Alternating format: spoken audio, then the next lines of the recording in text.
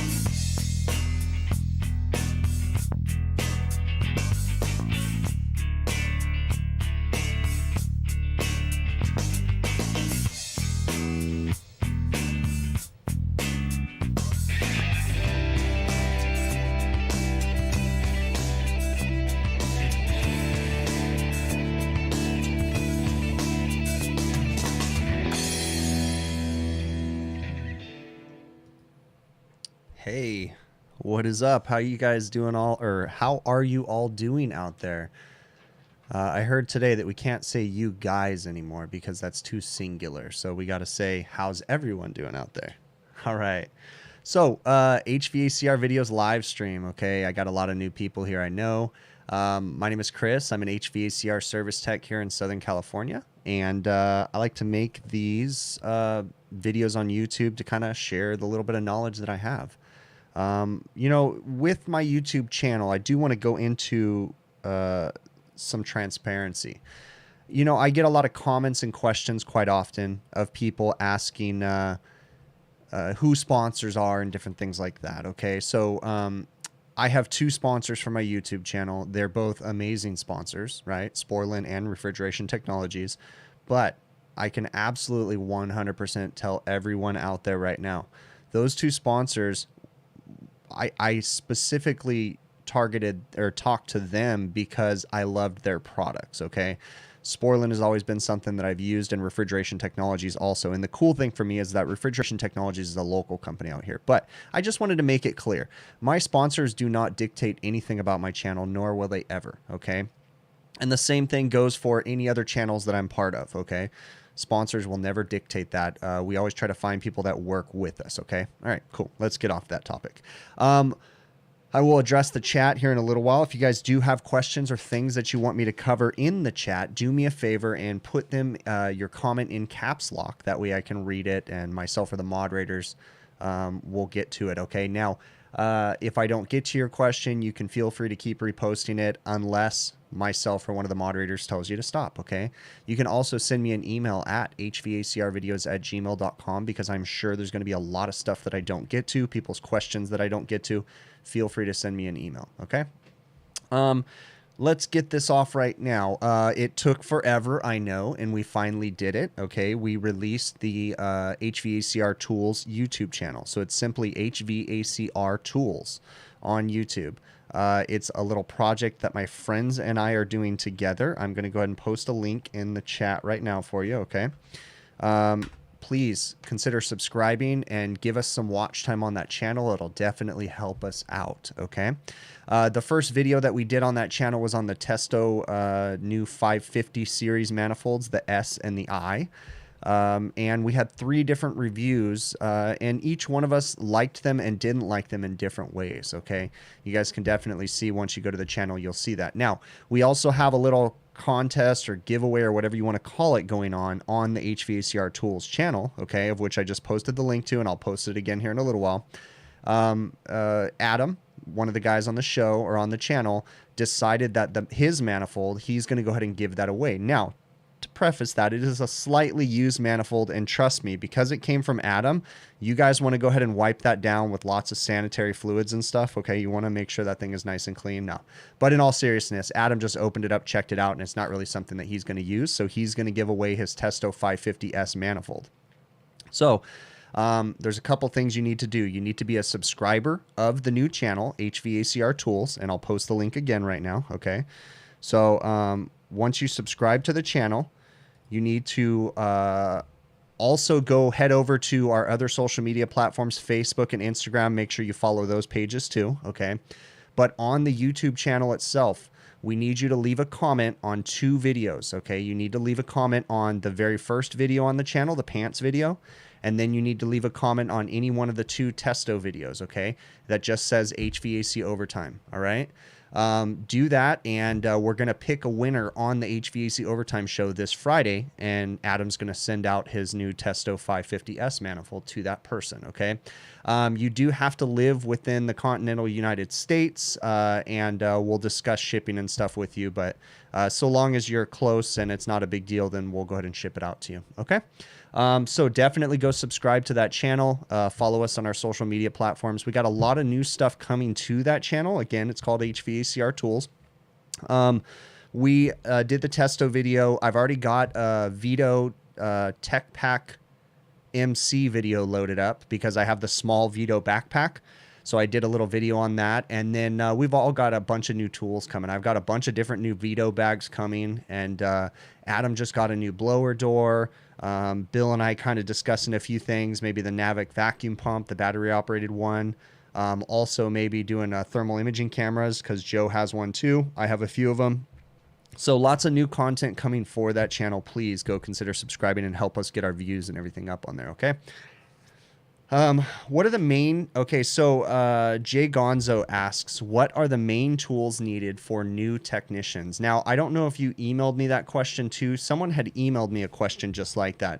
And I kind of want to consider doing something in the future, making a video or something like that. But as far as a new technician goes, I strongly suggest that you contact the company that you might be going to work for and or local companies in your area and ask them all what tools they require technicians to bring to their company, because every company is different. Some companies want you to use specific tools. Some companies don't care. Some companies buy everything. Some don't buy anything, okay? So before you go in and blow your load on a bunch of you know, different tools that are really expensive, you definitely want to do some research and find out, you know, what you actually need, okay? Next thing, I don't want any new people out there to go spend a crap ton of money, because once you start working for someone, and this is why you want to contact someone before, once you start working for someone, you know, they're going to say, yeah, that tool sucks, and you're going to learn too, you know? I've had people come to work for me their first day of work, and they've got a tool bag all loaded up with hand tools, and it has like a hammer in it, and it has like some giant pliers and things that they'll never need, okay? So, you know, you don't want to have a bunch of stuff that you don't need, but the basic tools that any air conditioning and or refrigeration technician is going to need is some basic hand tools, okay? Some adjustable wrenches, some channel locks, some pipe wrenches, things like that. Not big, giant, heavy-duty pipe wrenches, but I'm talking like Knipex, plier tools, or I can't remember the name of the Knipex, but they're like channel locks, right? Adjustable pliers, I guess you can say. You know, a basic meter, right? But even still, you want to be cautious about spending a bunch of money, okay? But you also, when you're looking at tools, in my opinion, the way that I go about things is I don't ever want to buy the cheapest and I don't always necessarily buy the most expensive. I'm usually somewhere in the middle, a little bit closer to the more expensive ones. But I also pay attention to brands and different things like that, okay? Certain chain tool stores might sell you a bunch of crap that's just going to potentially hurt you, okay? You got to be careful buying some tools, because if they're being used and they just disintegrate in your hands, yeah, it's great when you can sue someone, but who's going to help you when you're blind because something exploded in your face or something like that? So be very cautious about that, okay? Hello to everybody out there. So I saw a couple questions in the chat before.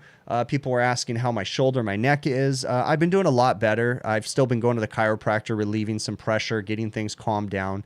I certainly still want to go see the normal doctor and have him do an MRI and stuff like that, just to see if I have any bulging discs or anything like that. But at this time right now, it's definitely, I'm getting more mobile.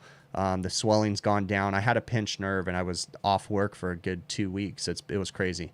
So, but things are going really good. I still haven't lost the numbness in my fingers. My fingers are still numb, especially my pointer finger. So it's going to take some time. We're slowly getting better, but, you know, I'm able to move around, and I've been working now for about a week and a half. So it's going good. All right. What else am I missing? Let's see. Joshua Timmons, I don't know what you're saying there, bud. All right, can I describe hunting TXV and what causes it? Well, there's a couple different things that can cause hunting in an expansion valve. One of the most common things is an improperly mounted sensing bulb located in the wrong place.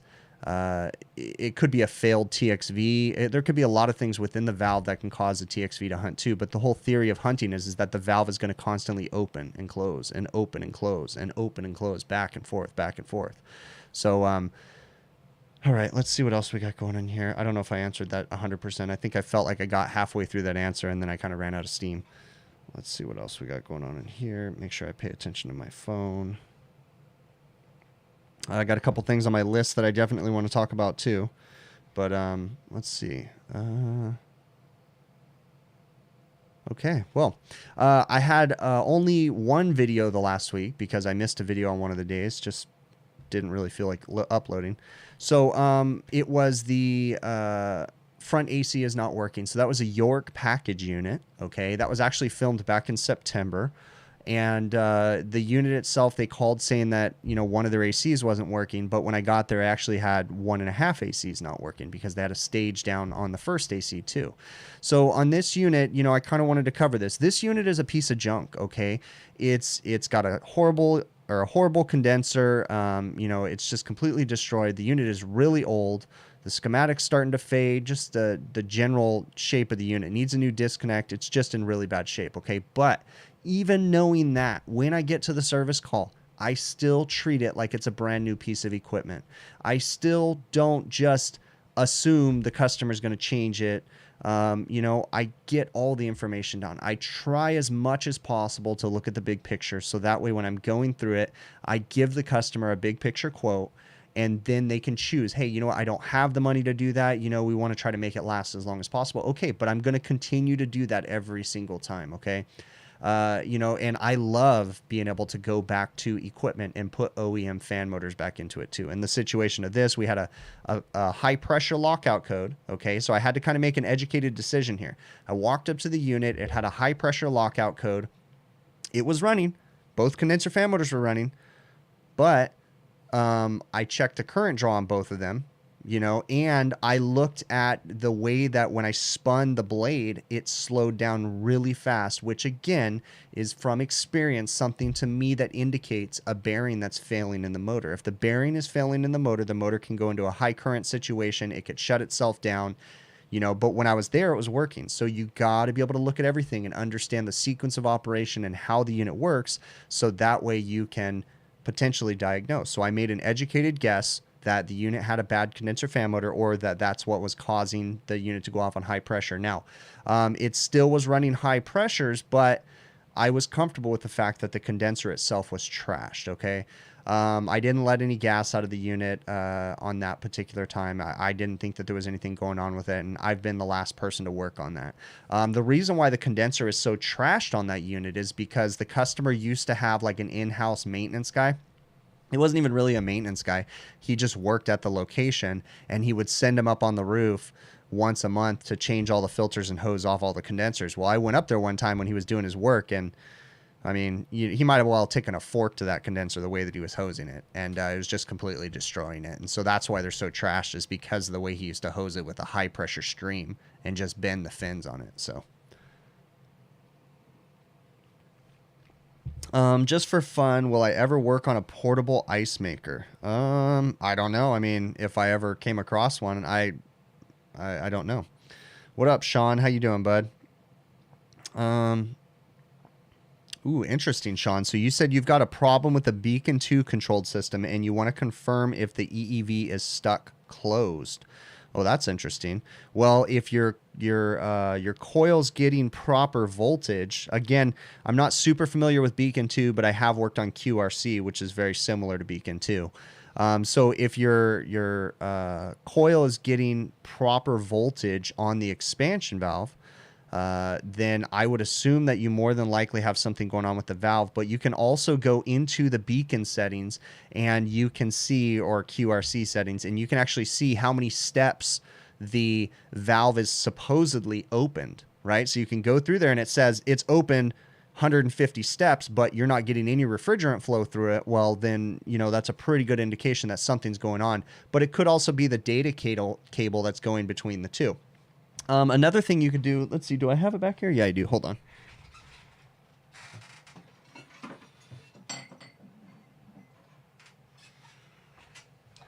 So a really cool tool to have when you're working on EEVs is Sporlan's SMA12. The SMA12 actually works with multiple EEVs, and you can actually modulate them opened and closed. Now, you guys aren't going to be able to see this, but I actually have a hot gas bypass valve right here, and it works just like an EEV, but I'm actually opening the stem on it just by pushing up and down, and you can change it to the proper steps per second and stuff. So when you're working on a lot of EEVs, the SMA12 is a good diagnostic tool to have. It'll come with little plugs and stuff, so you can plug it into different valves. But so I would check the coil, make sure it's got the correct resistance, make sure you're getting voltage to the coil. There's also some tools out there, I've never used them, but actual magnets, kind of similar to a solenoid magnet. I've even heard people say they can use a solenoid magnet, and you can actually manually open the valve by turning the stem or turning around the stem with the magnet. You should look up some of those too. It's just like an EEV magnet tool. Yeah, that's pretty much all I have to tell you as far as checking the steps. So look at the board, see how many steps open it says it is, see if you're getting any flow through it. Use a EEV tester like the Sporlan SMA12. Check the connection point. Make sure that the coil's got a good current or good resistance and good voltage going to it. So hopefully that helps you, bud. Have I ever worked on a car AC system? I mean, I've worked on my own before. I don't know a whole lot about them. The only thing I've ever done to my AC system in my car was recharge it, or find a leak and replace an accumulator dryer.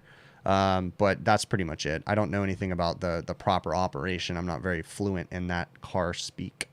Let's see if you, oh, okay. You already ordered a new valve. Okay. Let's see what else we got in here.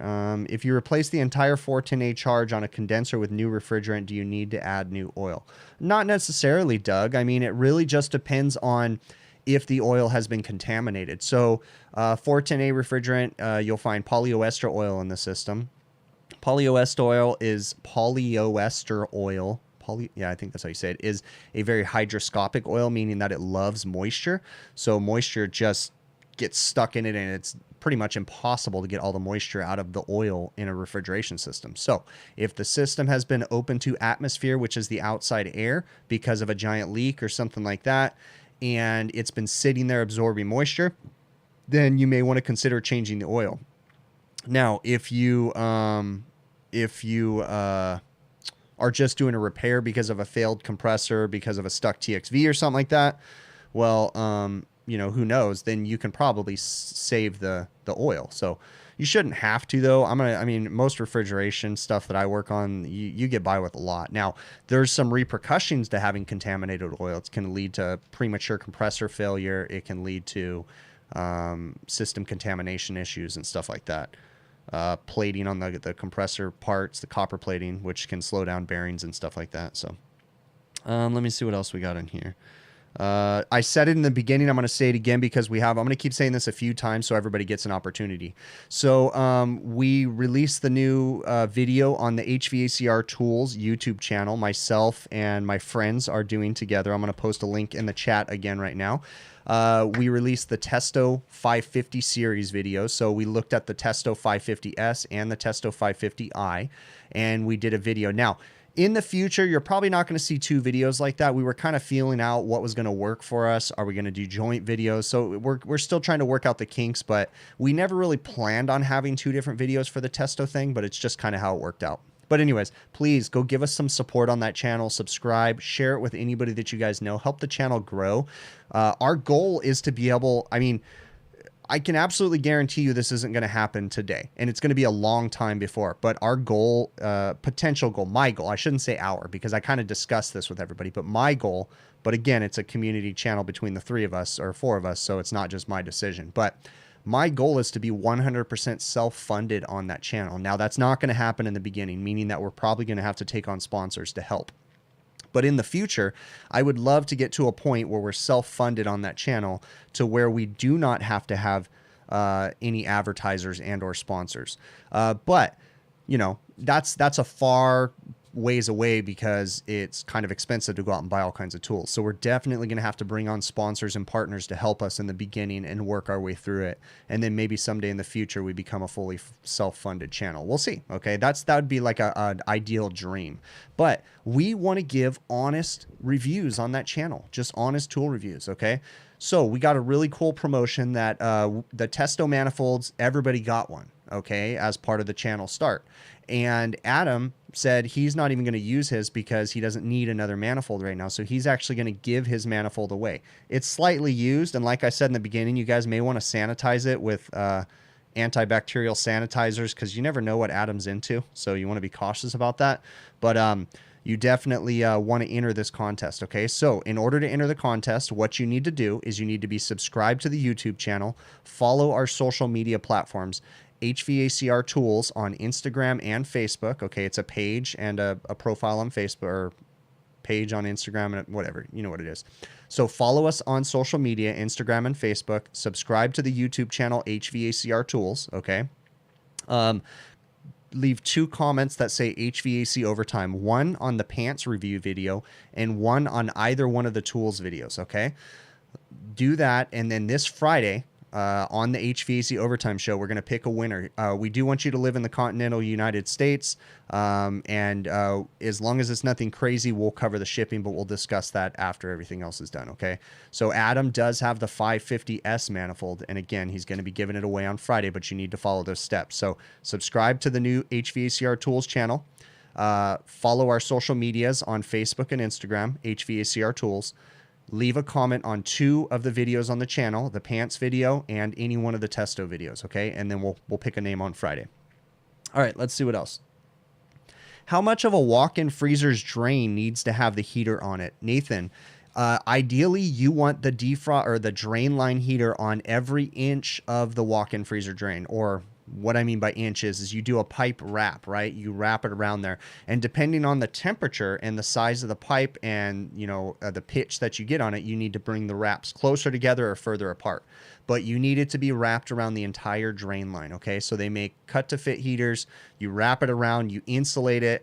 A little trick, if you guys don't already do this, because I used to struggle with this, when you're doing drain lines, if you have a standard 3/4 inch drain line, okay, coming out of your walk-in freezer, what you do is you buy the cut-to-fit pipe wrap stuff. You wrap it around there, okay?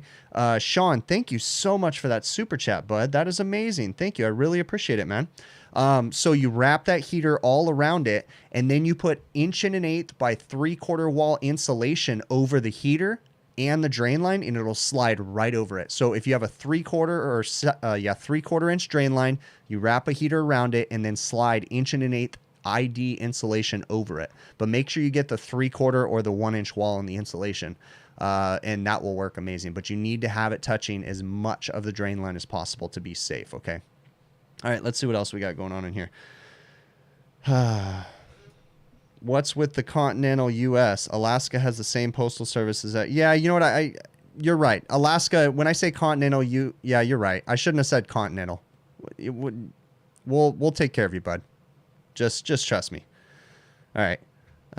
Let's see what else. What else do we have? Do I ever work on CO2 racks at all? No, Luke, I do not. Very interesting though. We had a great conversation on the Friday HVAC overtime show with Trevor Matthews from Emerson and or Copeland. And we were talking about a bunch of CO2 stuff, and it was actually fascinating because I don't know very much about CO2, and he was kind of explaining to us some of the stuff. So definitely go back and listen to last Friday's HVAC overtime show. It's a great show. We had a great conversation and a great time. And you know what's interesting too, guys? And unfortunately, we can't do this, but I just want to say this so that way you guys can be jealous at the end, because nobody will ever get to hear this stuff, is after the overtime show are some of the best conversations.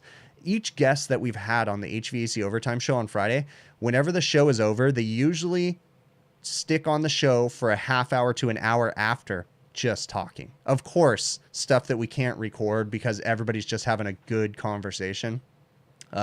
So yeah, that was just there to make you guys a little jealous, because unfortunately none of you will ever be able to hear that conversation or those conversations. All right. Thank you, Greg. I really appreciate that, bud. That's a very TMI information that I didn't need to know. Greg's taking a dump on the toilet right now. All right. Is it worth getting digitals as a new technician? Jay Gonzo. Yeah, I think digital gauges are a great thing for a new technician. Okay. So, but you need to understand the principles of how digital gauges work. Now, in the past, we used to say, you know, you need to learn on analogs.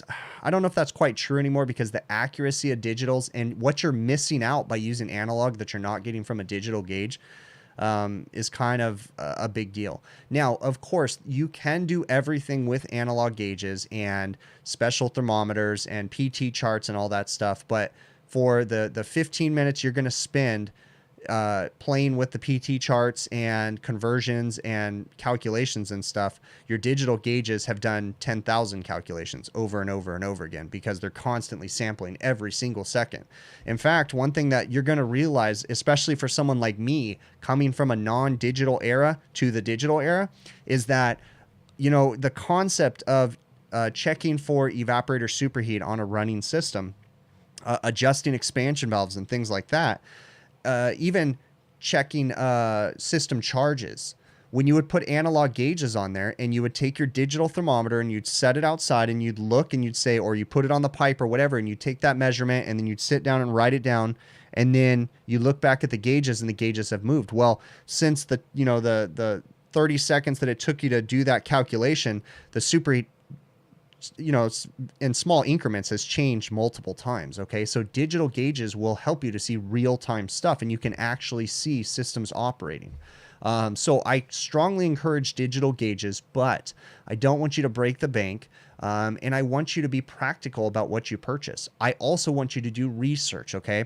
I'm not going to name them, but there's some digital gauges out there that you are absolutely wasting your money on. You know, they're just junk. Okay. There's also a lot of really good digital manifolds, such as the Fieldpiece products and Testo products and the Sporlan Smart Probes. And, you know, there's several different smart probe manufacturers. They make high quality stuff, but then there's some really bad stuff out there too. So I'd hate for people to go waste their money on these really fancy digital things that are junk. So you definitely want to talk to someone, get people's opinions on what they like and your friends and stuff like that before you go and, you know, spend all your money on that. All right. Let's see what else. Yeah, please, guys, hit the thumbs up button. It really helps out the stream. It's crazy when you see the numbers. There's 303 people watching and we only have 113 likes. So please just do that. It's really simple. If you guys are on your phone and you're watching the YouTube channel chat right now, you just hit the back button, you hit live chat, or you hit the back button and you hit the thumbs up button. Okay. If you're watching on a TV, you can even do it on a TV by playing with the menu. You can go down and hit the thumbs up button. It's a super easy process once you figure it out. So, all right, let me see what else we got. What am I seeing? All right, I don't see anything in there. All right. I wanted to talk about Electric defrost. So I had a few questions on electric defrost when it pertains to walk-in freezers, okay? And this is also going to lead into a talk about smart evaporators, smart defrost, that kind of stuff, okay? So the concept of electric defrost is that, you know, and we have hot gas too, but we're just covering electric right now. So when it comes to electric defrost, you typically have strip heaters. They're mounted in multiple spots in the evaporator coil, and the purpose of them there is to quickly defrost the system. All right, on a standard refrigerator, the temperatures will typically get above freezing, okay, on a standard refrigeration equipment. So they can simply shut off the compressor for a short period of time, usually about 15 minutes, and just the air inside the box that is above freezing running across the evaporator coils is going to defrost the system, okay, melt any frost buildup that can happen on the coil. But on a low temperature system, the box temp never gets above freezing in a perfect world. So we need electric defrost, okay, or supplemental defrost, hot gas, you know, but electric is one we're talking about right now. So electric defrost, you have something that initiates the defrost cycle, usually a defrost clock, sends power to the strip heaters, warms up the coil. Now, we will typically do this on older conventional systems. On a basic refrigeration system or freezer system, you're going to do it 4 times a day at a minimum, for somewhere to, you know, anywhere from 30 to 45 minutes, and you'll have some sort of fail safe in there. So that way, if the coil accidentally gets too hot or it's in defrost for too long, the fail safe temperature controlled device is going to click it out of defrost. We'll call it a limit switch, and the system will stop defrosting, okay? So we usually use a time clock. It's automatic. It does it 4 times a day no matter what. But the problem with that, and I understand the problem, is that electricity is expensive. Energy is being wasted in a defrost because it's not always necessarily needing to defrost for as long, okay? So today, we have new technology called smart defrost or smart evaporators, okay? They have circuit boards and little microprocessors in them, and they have tons of sensors, and they have algorithms, and they follow certain things. If the temperature of the coil gets this much above the temperature of the air for this much time, you know, blah, blah, blah, blah, blah. It has all kinds of algorithms, okay? But in my experience, in the stuff that I work on in the restaurant industry, which is high volume, opening and closing doors, we have a lot of issues with smart defrost, okay? Majority of the time, I usually like to give it one shot, but majority of the time on on equipment service, I will take it out of smart defrost and put it back into normal timed defrost. Now, many of the manufacturers out there have the ability to do this. If you're working on heatcraft equipment, you can go in there and you can change it to smart defrost and or time defrost. So the smart defrost, it'll typically look at sensors and have some logic built into it, and it'll say, hey, you know what? The coil temperatures doesn't meet the threshold for going into defrost, so it'll actually just skip a defrost completely, which sometimes will work fine, okay? But then there's other times when the customers leave the doors open, when, you know, they bring hot product in there too much and different things like that, where the box might ice up. And then I've noticed that when it does ice up, the smart defrost doesn't always necessarily remove all the ice, and it becomes a problem. So I have gotten into a habit of, after usually the first service call on it, I will take it out of smart defrost, put it back into time defrost, because it's true and tested. Yes, it does waste a little more energy, but it works. Sometimes you just need that fail safe to be there. So that is why you will see me in some of my videos do that, okay? Let me see. How is it, and this is a question I get all the time, guys, how is it that I spend so much time on my service calls, and how many service calls do I get done a day? I can't give you that answer as far as how many I get done a day, because I only get done as many as I can. You know, even in the middle of the summertime when we're crazy busy, of course, there's times that we have to run around putting fires out and just triage the situation, get it bandaged up, and come back and fix it later.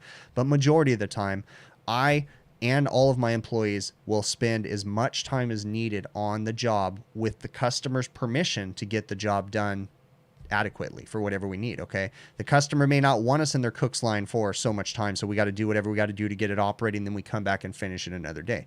But I don't have a set time, nor do my employees. And I can, in fact, tell you right now that every one of my employees out there, I have to get them to stay longer. meaning that they constantly will go out there and be like, all right, everything's good. And I'm like, hey, did you check this? Did you check that? Did you do this? Did you do that? And they're like, well, no. And I go, do it. Spend more time because I want to be thorough. Callbacks to me are the end of the world. Every callback is a little bit of your business going down the drain. Okay. Every callback is lost faith in the technician and or the company. It's the customer being dissatisfied. So with the customer in the loop and with the customer's permission, I always want to spend time, the proper needed time, you know, explaining everything to them and showing them and, you know, giving them the big picture diagnosis. Okay. So do I have a specified time that I spend on every call? No. I mean, I'm sure you can figure out an average if you go and look at all my service calls, but I mean, every call is different. So I'm going to spend as much time as I need. Now, I run my own business. This is how I choose to do things. I do realize that working for other companies may not let you do that. So be it. You got to figure out what's right for you and your own. Okay. And if, you know, you're having a hard time because they don't ever let you fix it, I don't know. But also on the flip side, sometimes the customers don't want things to be fixed. Okay. So remember that too. Sometimes the customers just want Band-Aids and they just want things just half-ass working. You know, if that's what they want, I'm still going to give them a big picture diagnosis and a big picture quote, and they're going to choose whatever they want to do. So, all right, let's get to the chat and see what I'm missing here. So Dave Johnson asks, does the new 2021 walk-in regulations require all this fancy defrost and ECM motors on new installs? So I'm actually working on something, but yes. So there's a new standard that is in its infancy right now. It's just being born, and it's called AWEF, AWEF, Annual Walk-in Energy Efficiency something or other. I don't know whatever it stands for. It's just a, you know, whatever, another one of these 4-letter words. But okay, so what it is there's an energy mandate. So right now it's still in its infancy. Basically, the government just came in and said you need to have these standards, you know, and it's real simple. There's no enforcement right now other than maybe your planning department when you pull permits or something like that, asking to make sure it's AWEF certified or whatever. But energy efficiency is the biggest thing. So it has to be energy efficient. It has to meet certain energy usage guidelines. Okay. And so the way that they're doing that in most of the refrigeration systems is they're dropping the condensing temperature. Okay. Which is going to drop the pressures in the system in the wintertime, essentially. Okay. So they're flooding the condenser at much lower temperatures to try to maintain head pressure, or floating the head pressure, if you want to call it. And that's one of the common ways. Defrost strategies, ECM motors is another way. So they're integrating more electrically efficient stuff. It's only a matter of time. I mean, think about it. The comfort cooling side has the SEER ratings and, you know, the SEER rating minimums that are all over the place. I think we're in like 14 SEER minimum here in California. I think it's been, I don't do resi, so. But it's inevitable that it was going to come to the refrigeration side, but that's basically what it is. So energy standards, I don't know about smart defrost. I think smart defrost might be part of that, but they all have fail safes because all the manufacturers know that each smart defrost system has an issue. So, time defrost is, you know, the most reliable in my opinion. So, all right, let's see what else we got in here. What was the worst design exhaust fan I've come across? John Deere fan. So, I don't know if I've shown it on video. It's the one that I said, no, I don't know. I don't remember what the title was, but it's a captive air fan. And I had to show the airbags trying to get the wheel apart. The customer had me change the exhaust fan. So there's nothing wrong with the fan. The fan itself does an amazing job. But what they did was when they built this particular restaurant, it was an existing building, and they used the existing ductwork for the exhaust fans because they used the existing hood. So they put a new fan on the roof. They used the old roof curb, but the ductwork is too small for the exhaust requirements, basically. So it's just a poorly designed system. And also when it gets filled up with grease, like because they do have grease in those ducts, they have hood cleaners that go in and clean it. But, you know, when it does get filled up with grease and they wash it out, they did a crappy job welding the ductwork from the day one, so it actually leaks from the seams. It's like a whole mess. It's just a horribly designed system, but that'd probably be the worst. I know that doesn't really probably sound that great coming across video, but All right, let me get to my list here. Alex asked, why and when would you use a helicopter to lift equipment onto the roof? So I appreciate everybody that watches this channel. Obviously, it sounds like Alex is not an HVAC person, and that's fine. I encourage everybody because I try to share the little bit of knowledge I have with everybody, okay? So helicopters are typically used when it's not a smart move to use a crane, okay? We will typically use a crane, but sometimes it could be easier, faster, and cheaper to use a helicopter and get the job done in a matter of, you know, hour or less than a crane that has to set up and change. So there's nothing worse than a giant building. You can usually get it done with a crane, but the crane will be a mobile crane. It'll have to move from point to point to point. And every time it does that could be hours in between. So in that situation, yes, helicopter lifts are very expensive. I personally have never done one, but I know they're extremely expensive. And but if you can get them done in no time, then, you know, knock it out. So that you'll typically see helicopters on that. Also in one of my videos, he also asked why the top of the AC was painted black. That was one of my restaurants. It's a train package unit. It's just to be aesthetically pleasing. A lot of the times we got a lot of these yuppie cities out here in California, and they want to control everything, and they want the building to look perfect. And even from a mile away, they don't want to see the rooftop equipment. It's silly requirements. So the restaurants will often paint them to kind of make it look like it's part of the building, you know? So yeah, it's just for aesthetics, basically. All right. You've had helicopter lifts for large RTUs. Right on, bud. Yeah, I've never been part of one of those. I quoted a helicopter lift. I think I've told this story before, but I'll tell it again. Many years ago, there was a new restaurant that it was a chain that we were already working for, but they had a new location that they needed our help with. So we went out there and they needed 2 new air conditioners on the roof. It was at a shopping mall. And it was one of those situations where a normal crane wasn't, and the size of the crane was going to be giant to be able to get to where it needed to. So we quoted a helicopter lift. Now, I didn't get the job, but we did quote 2 new units on the roof, a helicopter lift, and all this different stuff. And it was a huge quote. And we ended up not getting the job. And a couple months later, I ran into the facilities director and he was telling me the story about what happened. So they had another company come in that was under, I think they said they basically were like $1,000 less than us, or so. It was minuscule, the amount that they were less than us, but they chose their quote because it was cheaper. And that company did a helicopter lift without pulling permits. Okay. So permits, yeah, I'm not going to lie and say I've never done a job without pulling a permit. I have. But when you do that, you don't use a giant helicopter that people can see from everywhere. And also, can I tell you that this location was in the flight path of Los Angeles International Airport. So that helicopter, you know, was working with federal too, you know, getting permission to do this lift and all this stuff. And the contractor did not pull a permit on the job and they got popped for it. And the restaurant itself, the contractor got fines too, but I was told that the restaurant itself got a $10,000 fine for that. And they had to bring the building up to code, pull the proper permits, and do the other stuff. But on top of everything, they had a $10,000 fine to the restaurant. And they didn't go with me because I was $1,000 more than the other company. So yeah, that was an interesting one. But yeah, that was the only one that I was potentially going to become part of a helicopter lift. But other than that, I've never done one. So let me see what else we got in here. Will my symposium class cross over to the resi side or stay on the commercial reefer? Jessica, my class, so the top, let's step back. This Thursday, I am going to be a guest speaker at Brian Orr's event. I'm going to be doing a virtual session. I will not be there in person. It is the HVACR School Training Symposium. Go to hvacrschool.com. And you can see the event information. They have virtual tickets if you want, so you don't actually have to go in person. But I am doing a presentation. It's going to be about an hour-long presentation.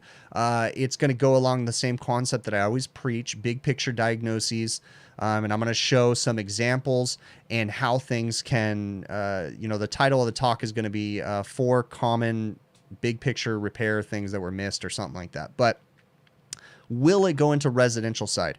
Well, Jessica, my videos that I'm going to be showing are not going to go into residential side. The videos that I'm going to be showing are going to be commercial side, but I promise you 100% that my talk will transition, will cover the residential side. It will totally make sense. The whole point I'm trying to make by showing examples is totally gonna bleed over into residential. It's gonna bleed over into anything. So that will be on Thursday, Jessica. So yeah, there it is. Guys, if you haven't already registered for Brian's event, trust me, hvacrschool.com.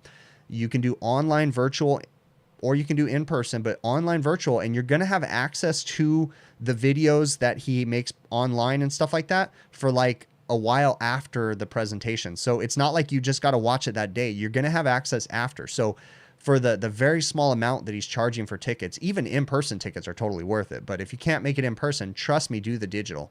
Okay. You want to do that because it's going to be great stuff on there.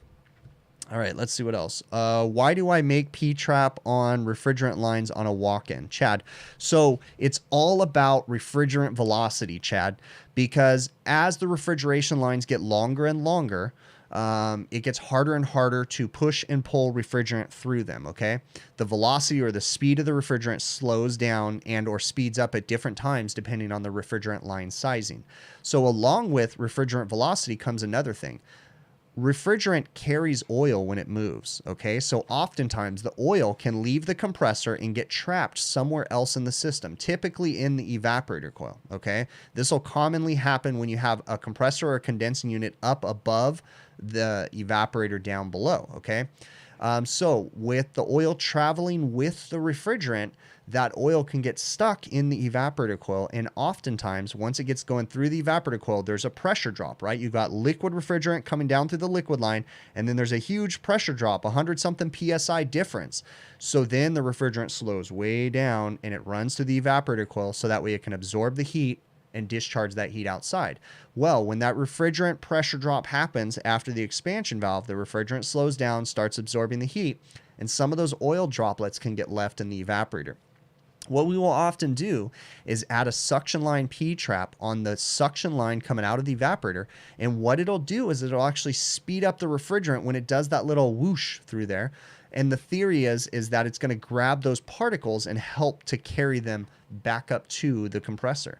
Now, it's not just a P-trap at the at the evaporator. Sometimes you may need to put P-traps in multiple places on the refrigeration lines too, because you know it may have a really long line set or something like that. And the same theory is that as the lines get longer and longer, the velocity of the refrigerant potentially slows down because you know it's harder to push and pull that refrigerant through the lines. Okay.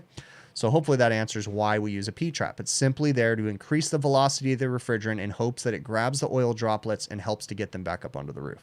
Hopefully I didn't butcher that answer. Peter Smart, I can use my drone for my next lift. So yes, I did get a drone. Unfortunately, I can't use it for any YouTube videos until I get around to taking my Section 107 FAA drone pilot's license, something or other, which I don't know if I'm ever going to do. The drone, honestly, is something just fun for me to do on the weekends. Like this weekend, I went to, in my area, I went up to Mount Baldy Village, and I flew my drone, like getting some cool shots of the mountains. And then on Sunday, my wife and I and my kids went up to Lake Arrowhead, which is another resort town up in my area. And flew the drone around up there, getting some cool mountain shots too. So it's just something fun for me to do. I mean, it sounds kind of cool using it in a video, but honestly, if you think about it, my customers might freak out a little bit as if I'm climbing on the roof, there's a freaking drone following me and they're like, what the hell are you doing up there? You know, even though it sounds like it'd make for a cool video, but, all right, let's see what else we got in here. I'm going to mark some things off my list so that way I know that I already talked about them. Already covered that question right there. This is a common question I get a lot too. It's not necessarily HVAC related, but I want to go into this. First off, do I think that YouTube is too crowded? No, I do not. Do I encourage all you guys to start YouTube channels? Sure. The cool thing about YouTube is everybody can choose whether or not they want to watch your content. If you have knowledge in anything, I highly encourage everyone to share the knowledge that they have. There was a generational thing that people used to think they had to covet their knowledge and not share it because they felt like they were going to make I'm assuming that they felt like they were going to make themselves obsolete. Guys, I am not going to be obsolete and neither are you. Share your knowledge, okay? We have such a need for good technicians. And if you're a technician that has knowledge to share, that means that you probably have experience. That means that you're probably an asset. So share your knowledge. Make a YouTube channel, start a podcast, do whatever, okay? Anything you can. Just be honest and informative, and you'll probably find someone to watch your stuff. Now, when it comes to YouTube, I'm going to kind of segue a couple questions in here. When it comes to YouTube, how do you get past being afraid? What if you don't want to put yourself out there? What if you're afraid to put yourself out there? Look, when you create a YouTube channel, trust me from experience, it doesn't grow overnight. It does not explode. The first video you post on YouTube is going to get absolutely no views for a very long time unless you share it with someone and you tell them about your channel, because there is so many channels out there. So it's going to take time, right? So what I mean by that is don't be afraid to put a video up. Baby steps. Put a video up. Get 1 or 2 views. Get feedback. Take the video down. Redo it. Do whatever. But don't be worried about putting yourself out there, because it's going to take time to even build your channel up anyways, okay? It took me a long time to get this channel to where it is, 3-something years. And then I'm starting other channels, the HVACR Tools channel, and that's on the ground floor, not even, you know, barely, that's not even monetized. There's not even enough on there right now. So it's going to take time, all right? So, what was the other one? So what studio equipment do I use is the other question that kind of segues into that. So I use a lot of Rode products. Now I have a very capable computer that has all the processing power and all that fancy stuff that I need. I have a triple monitor setup right here. You don't have to have all that though, okay? Basically, to start a channel, what you need to have is a computer, a USB microphone, good internet speed, and you can hit the ground running, okay? You can build up to the setup that I have, and mine's not even that fancy. My monitors, I have a triple monitor setup. They're cheap monitors. It's nothing fancy. I can't watch movies on them. They get all glitchy and crap. But I use Rode products. I have a Rode Procaster microphone and a Rodecaster Pro mixing board. Those are the 2 audio things that I use to make things better. And then a camera, you know, your smartphone, you can do a YouTube video with your smartphone. You know, you don't got to go buy the fanciest stuff in the world. Okay. So hopefully that makes sense. Do I ever get recognized? Do my neighbors know that I do? Knock it off. That was great. So Knock It Off says, do I ever get recognized, and do my neighbors know that I do HVAC internet porn? No, because I don't know if you guys read the internet story about the mom in Southern California who was making like 300 grand a month doing what is that new, I don't know, there's like a new channel where you share with your friends or something like that, whatever. So she was doing like a porn channel, and her kids, the parents at her kids' school found out. Like, the parents must have found out from the dads, right? Because that's a whole nother thing. But anyways, you totally got me thinking about that. Knock It Off. That's kind of funny, bud. So do I ever get recognized? Every once in a while, you know, I run into a supply house. Sean, who was in the chat in here earlier, ran into me one time in Lake Arrowhead, once or twice actually. And then he runs into me at supply houses every once in a while. So yeah, I run into people here and there. Anybody that does run into me, just say, hey, what's up? Oftentimes I have a one-track mind and I look like I'm super focused on stuff, but that's just how I am. If you see me at a supply house, say, hey, Chris, or, you know, come up, shake my hand, or I guess we don't do that anymore. Fist bump. I don't even know if we're allowed to do that. Elbow. What are we allowed to do? I don't know, but just get my attention. We'll say what's up. So, all right. Let's see what else we got going here. The 98 DeVille. Thank you so very much for that super chat, bud. That is amazing. You guys, this is so humbling. You know, when, you know, super chats and your guys' comments come through and stuff like that. It really is. It's such a trip. On another note, you guys see my awesome HVACR videos big picture diagnoses sign that was made for me by my buddy Rich, and Ike helped him kind of come up with the idea. They gave me that as a like kind of like better than a play button or whatever, because I hit 100,000 subs. I actually just got in contact with YouTube, and I had to like go through an application process to get the whole play button, but I think I'm supposed to get the play button tomorrow. So that's kind of cool, but this thing is much nicer than that'll ever be. Super chat's coming through. Adam, thank you so very much for that super chat. I really appreciate that.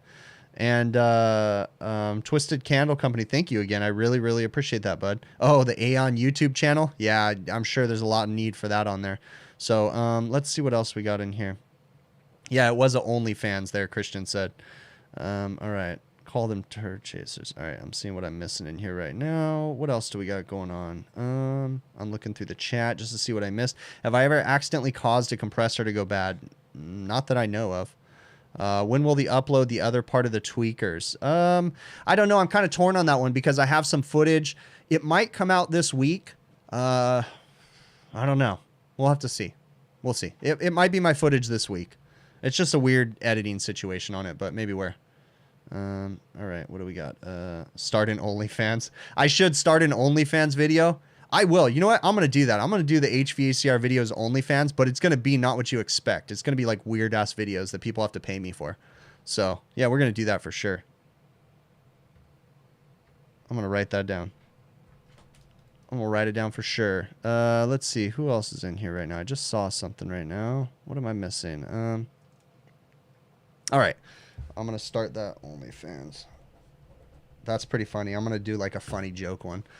Okay, Chris had asked me a question about whether or not he should install a heat pump on his 2-story house. So, Chris, I can take from your question that you are not an HVAC technician, but that's okay. Again, I encourage everybody to watch this, okay? So, should you install a heat pump? Well, let's explain the concept of a heat pump. A heat pump is essentially reversing the flow of refrigerant, okay, through the liquid and the suction line, and relocating the outdoor coil to the inside and the inside coil to the outside, right? So we are relocating heat from the inside of the house, putting it outside in the cooling cycle. And then on a heat pump, we're going to relocate heat from the outside of the house into the inside, okay?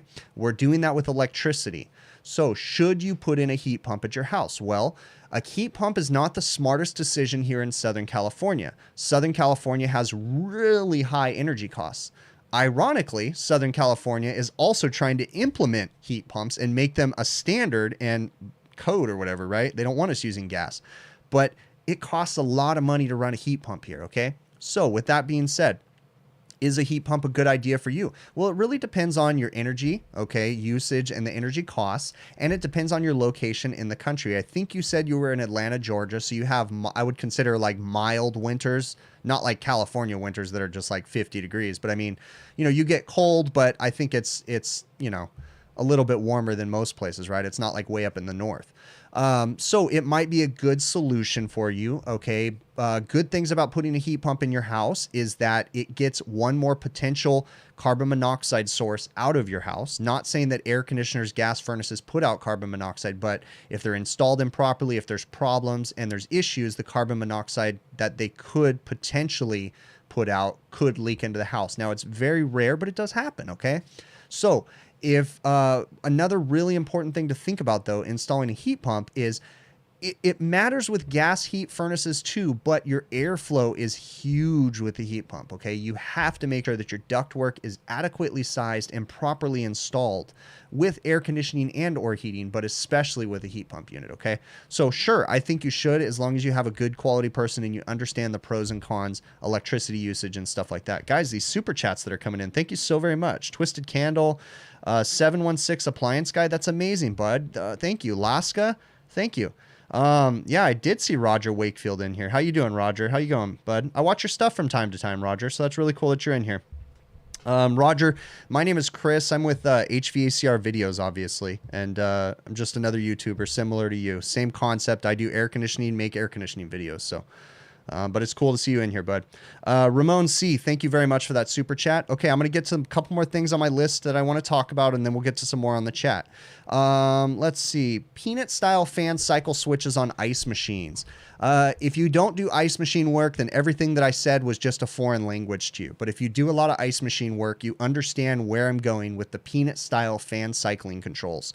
So fan cycling controls are simply there to turn the fan on and off depending on a certain pressure situation in the system, okay? Typically, we use them for a low ambient control when it gets cold outside.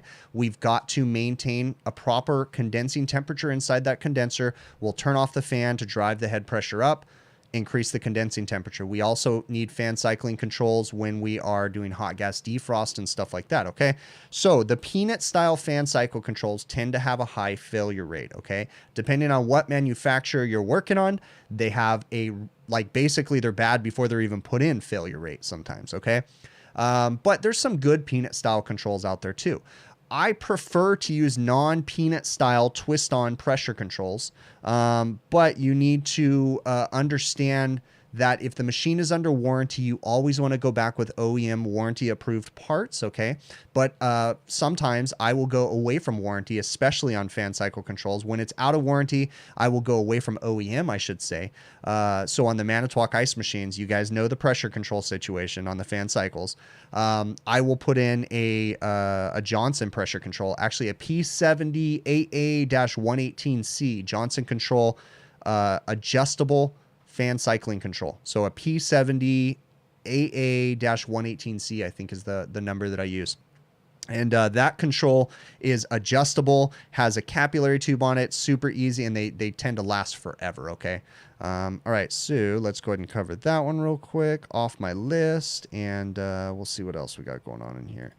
I already answered that one. Ooh, this is a great question. So Chris had asked me a question about working on a system, a cold rail system. So I think he said he was working on a Delfield unit that had a refrigerated base section with a cold rail on the top, and he couldn't find a leak in the system, and he was thinking that there was a leak in the cold rail, and he was just kind of curious, how would you even go about fixing a leak in a cold wrap cold rail? So first off, each manufacturer is going to tell you a different way to verify for leaks, but the gist of it is, if you have a potential leak in a cold rail, what you want to do is find the refrigeration lines going up to that cold rail, somehow isolate those lines and do a pressure test, cut them out of the system, pinch one off, put a pressure port on it, pressurize it up, and do a decay test or a pressure test on there to make sure that the leak is in there, okay, to prove that it's in there, because I don't know of any cold rails that are actually fixable from the factory. You usually have to throw them away and replace them. Now, I've shown some videos where I know certain companies will come in and try to repair certain cold rails, but in my experience, the Delfield cold rails, I have a video on my channel where I dissected one. It's not repairable. The thing is, you're not going to get in there and repair. Now, there's other manufacturers. I've seen people repair the Hvacr ones before. They have to like butcher the whole box, but the Delfield ones, dude, you're not going to repair that cold wrap. So if it's up there, the box is trash or the cold wrap is trash. So I would highly suggest doing a pressure test on just the cold rail and seeing if the leak is actually in there before you go through all that crap. So Chad had asked me a question about UV lights. Okay, first off, he asked, do UV lights really work? Do they kill viruses and stuff like that? Okay, there is scientific proof that UV lights do kill viruses, okay? What are the odds that it kills the COVID virus? The odds are pretty darn good, okay? Is there any scientific proof that it kills COVID-19, UV lights, and different things like that? I would be very cautious about that because the last I checked, there wasn't scientific proof, even though we kind of know, like, common sense tells you it'll work. So be cautious about selling lights and things like that to customers saying they will 100% eliminate things, okay? But do I feel like UV lights will kill bacteria and viruses and different things like that? Sure, I do. Okay. Do I use UV lights? Not really. My honest opinion, and I am not a doctor, I'm not qualified to even give this opinion, but my opinion is that good fresh air to the building, clean filters, proper preventative maintenance, evaporator cleaning and stuff like that is going to go a long way. Okay. So let's go ahead and get to the chat and see what else we got going on in here. What do we got? We dabble in refrigeration, especially if it's part of the set. Oh, okay. I don't know why I was getting in a conversation there. What else do we have on here? I'm going down the list, seeing what you guys remember. If you guys have questions, you want to put them in caps lock. Jose Rivera, thank you so very much for that super chat, bud. That is amazing. Do I encourage getting all types of certifications if you only have 2 years in the field? Yeah, okay, Jose, that's kind of a loaded question. Do you mean like EPA certifications or any other certifications? I'm going to tell you right now, it doesn't matter what trade you're in. The more certifications you have, the better. Now, does more certifications mean you're the best service technician? Heck no, it does not. But the more certifications you have mean that you read more study material and you potentially have a little bit more knowledge than before when you didn't have any certifications, okay? So certifications do not make you a super tech, the best person in the world, but certifications, sorry, I'm tripping over my words, you have to take a test to get them. So that means you have to know some knowledge. You have to study for that knowledge. And one of the really cool things about a lot of our industry certifications is they require that you have continuing hours of education, meaning that in order to maintain my NATE certification, I have to take so many trainings throughout the year and prove it to the NATE training organization that I took those training classes. So when I encourage people to take certificate or to get certifications, typically it's because most of those continue or make you do continuing education. Therefore, you know, by having and holding that certification, they're going to keep bettering themselves. The more education you have, the better. Okay. The smarter you get, the harder you shouldn't have to work. Right? Does that make sense? Did I say that correctly? But I mean, seriously, the smarter that you get, you know, you should be able to figure out how to work more efficient, how to be more productive. Therefore, you can theoretically make more money, right? I mean, it's inevitable that you want to make more money, right? All right. So let's see what else we got in the chat. See you later to 716 Appliance Guy, bud. See you, bud. All right. You have an RTU that after the freeze in Texas that has blown 3 low voltage transformers in 2 weeks. You have good 3-phase power and no grounds on the power side. Any ideas? Kevin, I would encourage you to send me an email, hvacrvideos@gmail.com. We can further talk about it. But okay, so obviously information helps. So the fact that you had this issue after the freeze, I would say, and you're having an intermittent electrical short, I would really start investigating electrical components, wiring and different things like that. Think of places where the water might have froze and smashed electrical lines and different things like that, wires. Think of things like that. Condenser fan motors, are they covered? Do they have rain guards on them, or have they been sitting with snow? I mean, it could be something as simple as you still have moisture trapped in motors and different things like that. So that's a really loaded question. So feel free to send me an email to hvacrvideos@gmail.com and we can talk a little bit more. Okay. All right. Let's see what else we got going on in the chat. What's the difference between Jack Black and HVACR videos? He's really funny and HVACR is very important, real busy, more than what he makes. Yeah, I'm not funny at all. So don't, yeah. Except for I'm getting fat like Jack Black. So that's a plus. I do have a belly. So I guess, you know, maybe getting a little bit like him in that way. All right. What was the worst fire sprinkler placement I've seen? I have a fire sprinkler that's located in a roof hatch, like scuttle hole. So when you're climbing up the ladder, I think I have it in a video. When you're climbing up the ladder, you can hit your elbow on the fire sprinkler because it's on the wall facing out. So that's the worst placement I've ever seen. I've busted my head on so many fire sprinklers too. And knock on wood, I've never set a fire sprinkler off by hitting my head on it. And sometimes I've hit them pretty hard, man. I thought about getting one. If you guys have ever seen them, they actually make like a vice grip style tool that has a spoon on the end. And if a fire sprinkler ever goes off, you jam it in the fire sprinkler. And when you close it, it closes the fire sprinkler temporarily so it stops leaking water until they can drain the system and replace the head. I've always thought about getting those and putting them on the van. I mean, I can't imagine they're any more than like $100. And I mean, not that I ever want one of my guys to try to diffuse a fire sprinkler situation, but just imagine the water damage that will ensue from a fire sprinkler being left on for even 10 minutes. You know, how long is it going to take for the fire department to get out there, take the safety chain off and close the water valve to the building? It's going to take a while. So, all right.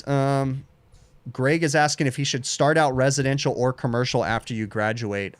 Greg, I think you would, if you can get someone to hire you on, Greg, I think you would do good in a commercial setting, working for like a manufacturer or something like that. I think you do really good with that.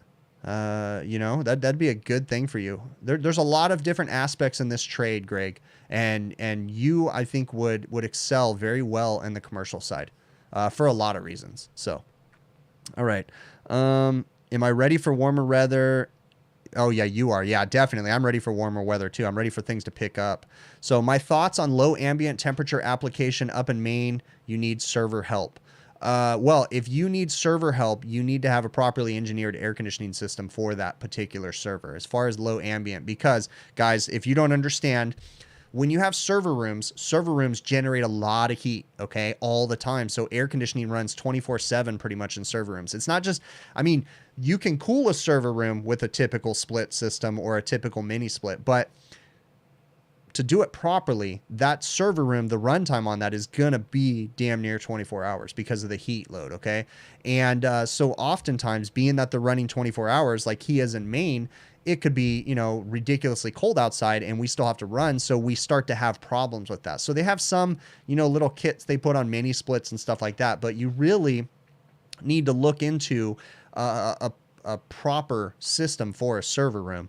I know that sounds crazy. I don't know if you're talking about a big server room. You're probably not, but the big server rooms have Liebert units, data air units, and they're specifically designed to have that high runtime, you know, and they're meant to run basically 24/7. So, but as far as you know, they make low ambient kits and different things like that for some of the mini splits to try to help in those situations. So. All right. What gauges or probes with temp clamps can you get for under $300 that will work good? Chad, under $300, bud. That's going to be a hard one. I mean, you can get part of a smart probe kit. You can try to win, and I'm going to shameless plug right now. Myself and the Overtime guys released a new video on the HVACR Tools channel that I promoted in the very beginning. I'm going to promote it again. And we are doing a giveaway this weekend on Friday for a new Testo manifold. Well, I should say slightly used by Adam, which means you guys need to sanitize it a lot, okay? But Adam's going to give away his Testo 550S manifold. So if you want to enter to win that, all you have to do is subscribe to the new HVACR Tools YouTube channel, of which I just posted in the chat. You need to follow our social medias, the HVACR Tools on Facebook and on Instagram. And you need to leave a comment on the YouTube channel on 2 of the videos, the pants review video and any of the new Testo videos. Leave a comment on there, and we're going to pick one of the people to win on Friday. So, and you have a chance. All right, let's see what else. Would I consider doing residential since commercial business is slow? It hasn't gotten that bad yet, Frank, but I've always considered it. Yeah, if things got really bad, I would start doing residential. I'm just not a salesman. So can a server room be in a walk-in cooler? Joshua, the problem with that is managing the moisture in the air is going to be kind of difficult when you're in a walk-in cooler. But I mean, you could put a server room in a walk-in cooler shell, but you just still have to cool it accordingly. So, I mean, but you couldn't just put it in like a 35-degree box. You might be outside of the operating envelope of the server equipment. So it's not just a matter of keeping it really cold. There's a lot of things that go into server room equipment. Number one is humidity controlled. You don't want too much humidity, but you also don't want too little humidity because that can lead to static electricity and problems with that.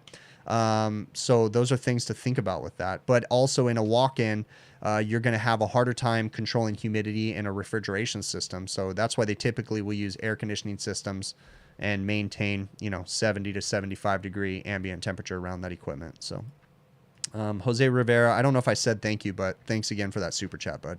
Have I thought about crypto mining recently? Joshua, I've thought about crypto mining. I own some crypto, not a lot. I'm not making crazy profits or anything, but I own some Ether and some Bitcoin. But crypto mining would just cost so much money, you know, so I don't know. It sounds something fun. I wish I could have got in on crypto mining many years ago. So, all right, let's see what else we got going on here. Thoughts on the Coolbot? They are amazing. Damon, okay, so the Coolbot. Coolbot is an interesting device that you can buy, and what it essentially does is it has electronic, okay, here's the Coolbot in a nutshell, guys. It's a temperature controller. Spoiler alert, okay? So you take a mini split air conditioner. I'm sorry, not a mini split. You take a window shaker air conditioner. You put it in a walk-in cooler. You cut a hole. You do whatever. You put the Coolbot on there, and the Coolbot makes the window shaker cool down the walk-in. But again, it's really not crazy science. It's a temperature controller, some sensors, and an algorithm. Essentially, it lets the system continue to run over and over and over again. So the Coolbot is a cool concept, right? But the shelf life of that window air conditioner is going to be reduced in half, if not a quarter of its lifespan, because it's never meant to run that much. It's also never meant to run at those temperatures. Yes, it could cool a room, sure, but it's not going to maintain the volume of opening and closing and controlling humidity and things like that. So Coolbot is an interesting concept, but it's just a temperature controller, some sensors, and an algorithm, really. All right. What else do we got in here? Seeing what I'm missing in here. Yeah. throw some questions in, guys, and I'll try to get to them again. Again, we did the Testo review video this week. The new videos that we're going to be coming out with it on soon. Some Vito bags we're going to be talking about. And we're also going to be, eventually Adam will do a blower door, thermal imaging cameras. We might do the Navac vacuum pump, the battery operated small one that Joe and I both have. So, and I'm just looking in here, seeing if there's anything else. Yeah, I'm going to go ahead and wrap this up, guys, because I can smell dinner in the other room, and it's about that time. I really, really appreciate you guys making it in here. Thank you so much for the channel support. Please go check out the HVACR Tools YouTube channel. Give us some support and give us some feedback. Do you guys like the 2 videos? Do you want us to go to 1 video? Do you like the style of my recording? Do you like the funny stuff? Give us feedback. All of that helps us. Give us, you know, just any information you can give will definitely help. If you guys have things you want to talk about, you want us to talk about on the Tools channel, you have ideas and different things like that, you can email us at tools@hvacrvideos.com. Simple as that. Tools@hvacrvideos.com if you guys have anything you want us to talk about. Let's see. All right. So we're going to go ahead and cue up the outro music. Again, I appreciate you guys making it in here. And we will catch you guys on the next one, okay?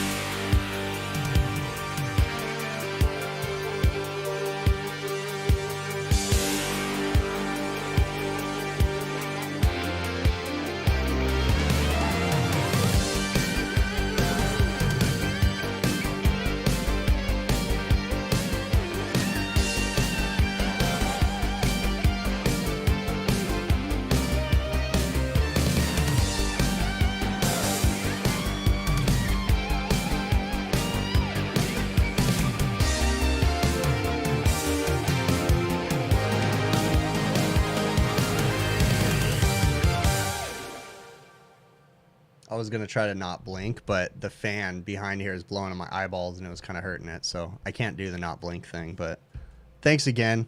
I really do appreciate everybody that hangs out. And you know what? As usual, because I like doing this for the people that hang out and stuff like that, let's go ahead and give away a hat. So small, medium, large, extra large. I'm going to pick a random person in the chat right now. So start chatting like crazy. I'll pick one of you guys and then I'll send out a hat to you. So You got to live United States and Canada. That way I can ship it out and not have to go through all crazy. But start chatting right now and I'll pick one of you guys. So get it going, get it going, get it going. I love doing this for like at the end of the show and stuff like that. Let's wait for the chat to come through. See if there's anybody even watching right now. I'm sure there is. Maybe not. Maybe someone. Pick. There you go. It's the Ferris Bueller part. That's right. So people that are chatting right now, I'm going to pick one of you guys. It's just going to take a second. Let's see what else. Give it a couple seconds. We'll pick someone. Here we go. And I'm going to go ahead and pull up the comment picker. And then the winner I'm going to pick is right here. I'm going to announce it. Control C. I'm going to post your name in the chat right now. Send your email to hvacrvideos@gmail.com. AG Maintenance and Repair. You're the person, bud. So send me an email to hvacrvideos@gmail.com and I'll get a hat sent out to you, okay? So again, AG Maintenance and Repair, hvacrvideos@gmail.com, and I'll send you out a hat. All right. So really appreciate you guys, and I'm going to go ahead and close this one up. Again, thank you so much. And there goes that, and there goes that, and there goes my